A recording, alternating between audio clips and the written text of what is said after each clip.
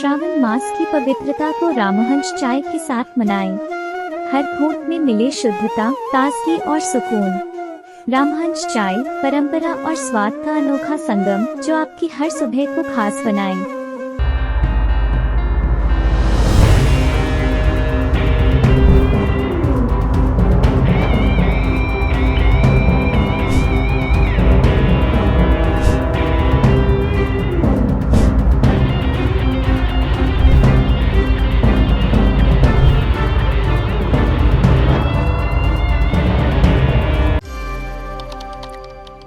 ગુજરાતનો બહુચર્ચિત case Ganesh Gondal case કે જેમાં ફરિયાદી સંજય સોલંકી, તેના પિતા રાજુ સોલંકી સહિત કુલ 5 લોકો સામે ગઈકાલે જૂનાગઢ પોલીસે ગુસ્સી ટોકનો ગુનો દાખલ કર્યો હતો। ત્યારે આજે જૂનાગઢ પોલીસ દ્વારા આ તમામ લોકોને જે રાજકોટ જે સ્પેશિયલ ગુસ્સી ટોકની કોર્ટ છે ત્યાં આગળ રજૂ કરવામાં આવ્યા હતા અને તેમના રિમાન્ડની માંગણી કરવામાં આવી હતી। ત્યારે આ દરમિયાન શું કરવામાં આવ્યું, કોર્ટ દ્વારા તેમને રિમાન્ડ આપવામાં આવ્યા તો કેટલા દિવસના રિમાન્ડ આપવામાં આવ્યા તે તમામ વાત કરીશું આપણે આ વિડીયોમાં। નમસ્કાર, હું મયુર મેવાડા, આપ જોઈ રહ્યા છો નિર્ભય ન્યૂઝ।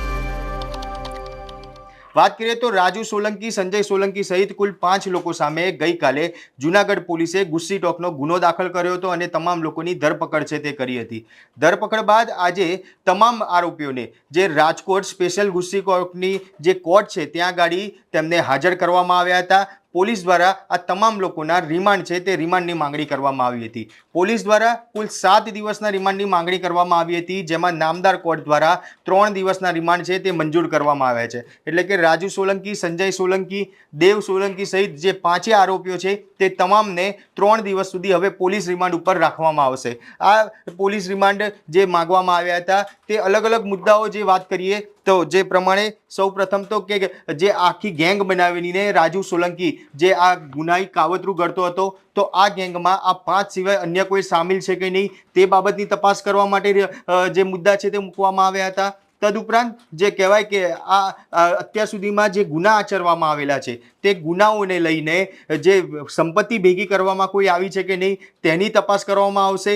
સાથે સાથે જે કહી શકાય કે જે ગુનાઓ આચરેલા છે તેમાં કોઈ એવા વ્યક્તિ છે કે જેમને રાજુ સોલંકી અને એ ગેંગના કારણે ક્યાંય તે લોકો ડરી ગયા હોય ને ફરિયાદ ના કરી હોય તો તે લોકોને શોધવા માટેની વાત છે તે પણ કરવામાં આવી રહી છે। એટલે આવા કુલ અલગ અલગ 7 મુદ્દાઓ છે કે જે પોલીસ દ્વારા રિમાન્ડ માટે મૂકવામાં આવ્યા હતા અને તેને ધ્યાનમાં રાખીને નામદાર કોર્ટે 3 દિવસના રિમાન્ડ છે તે મંજૂર કરેલા છે। આ બાબતને લઈને રાજુ સોલંકીના વકીલે જ્યારે કહેવાય કે નામદાર કોર્ટમાં જે સરકારી વકીલ છે તેમને ક્રોસ કર્યા હતા અને કહ્યું હતું કે આ તમામ જે ગુના છે જે 2019 પહેલાના ગુના હતા અને તેમાં ચાર્જશીટ છે તે પણ ફાઇલ થઈ ગયેલી છે। ત્યારે માત્ર જે સરકાર આ રાજુ સોલંકી અને સંજય સોલંકીને દબાવવા માટે થઈને આ આખો ગુસ્સી ટોકનો ગુનો દાખલ કર્યો હોય તેવી રજૂઆત છે જે કોર્ટ સમક્ષ જે રાજુ સોલંકી છે તેના વકીલ દ્વારા કરવામાં આવી હતી। ત્યારે રાજુ સોલંકીના વકીલ વધુમાં શું કહી રહ્યા છે તે પણ આપણે અહીંયા સાંભળીશું। હું ડીપી પાતર એડવોકેટ, જૂનાગઢ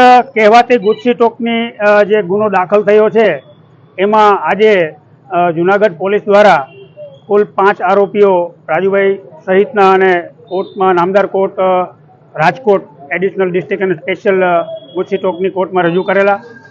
એમાં કુલ 7 દિવસની રિમાન્ડ ઇન્વેસ્ટિગેશન માટે માંગણી કરેલી છે, પરંતુ અમે આરોપીઓ તરફી જે હાલમાં એમની ગુનાહિત હિસ્ટ્રી દર્શાવવામાં આવેલી છે તે 2019 પહેલાંની હિસ્ટ્રીઓ છે। એટલે ક્યાંક ને ક્યાંક ચાર્જશીટ થઈ ગયેલા છે, કોઈ ગુના એવા છે કે જે પેન્ડિંગ છે, કોઈમાં નિર્દોષ થયેલા છે। અને બીજું કે નામદાર કોર્ટને અમે એ પણ આર્ગ્યુમેન્ટમાં કીધું કે નામદાર આ જ્યારે ગુસ્સી ટોકનો કહેવાતો ગુનો દાખલ કર્યો તો આ એમને ફરિયાદ કરી એને પહેલાં કેમ પોલીસે અત્યાર સુધી પોલીસ કેમ નહોતી કરતી ને હવે કર્યો છે। એટલે ક્યાંક ને ક્યાંક એમના દીકરાને નગ્ન કરીને ગોંડલના ધારાસભ્ય થ્રુ એમના દીકરાને અપહરણ કરીને નગ્ન કરીને માર માર્યો તો એમની જે ફરિયાદ છે એમાં ઇન્વેસ્ટિગેશન ઓફિસરો દ્વારા અવરી દિશામાં તપાસ કરતા હોય, જેને નારાજ થઈને સરકાર સામે આંદોલનની તૈયારી રાજુભાઈ અને એમના સમાજ વતી બધા તૈયારી કરતા હતા, પરંતુ સરકારને ક્યાંક ને ક્યાંક એવું લાગ્યું કે આ આંદોલન કરશે તો એની ઇફેક્ટ સેન્ટ્રલ લેવલે કદાચ પડે, એટલે એને દબાવવા માટે હાલની તકે આ ગુસ્સી ટોકનો કહેવાતો ગુનો દાખલ કરી અને સરકારે એમનો બચાવ ખોટો કર્યો છે।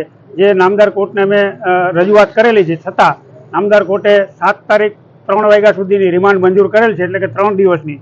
જોઈએ હવે આગળ શું રજૂ કરે તો શું કરવાના છે, અમારી આર્ગ્યુમેન્ટ રજૂ કરે. જુનાગઢ હાલ ના, તો જ્યારે ઇન્વેસ્ટિગેશન એમને રિમાન્ડ પૂરી થશે એટલે નિયમો અનુસાર બધાને અલગ અલગ જેલમાં મોકલશે, પરંતુ હાલ અત્યારે તો જુનાગઢ લઈ ગયા છે. ત્યારે રાજુ સોલંકી, સંજય સોલંકી સહિત તમામ જે લોકો છે તેમને હવે 3 દિવસના પોલીસ રિમાન્ડ ઉપર મોકલવામાં આવ્યા છે. ત્યારે તેને જ લઈને આપ શું કહેશો તે કોમેન્ટ બોક્સમાં જરૂરથી જણાવજો અને અમારી નિર્ભય ન્યૂઝ ચેનલને લાઇક, શેર અને સબસ્ક્રાઇબ કરવાનું ભૂલશો નહીં. આભાર. श्रावण मास की पवित्रता को रामहंस चाय के साथ मनाएं। हर घूंट में मिले शुद्धता, ताजगी और सुकून। रामहंस चाय परंपरा और स्वाद का अनोखा संगम जो आपकी हर सुबह को खास बनाए।